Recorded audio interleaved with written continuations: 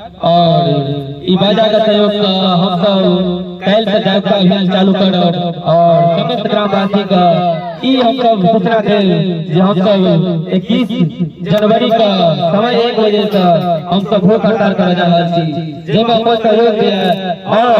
जे सुतल छै जे प्रतिनिधि हुनका जगह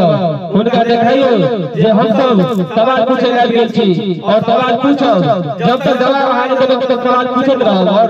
जे भ्रष्टाचार जनप्रतिनिधि छै और पदाधिकारी छै हुनका सवाल हम करबे करब। और ताहि दुआरे अहाँ सबसँ नव निवेदन अछि जे अहाँ सब 21 जनवरी के प्रखंड कार्यालय झलापुर में पहुँच कऽ हमरा सबके सपोर्ट करब, जे हम सब जे सुतल और भ्रष्टाचार जताधारी छै जे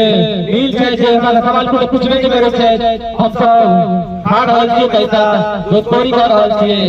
जैसे आम जनता के तकलीफ होइ छै और गरीब जनता मारल जाइ छै। ताहि दुआरे हम सब जागरूकता अभियान 18 तारीख से करे जा रहल छी और सुतल ग्रामवासी के जगावे के काम करब, जैसे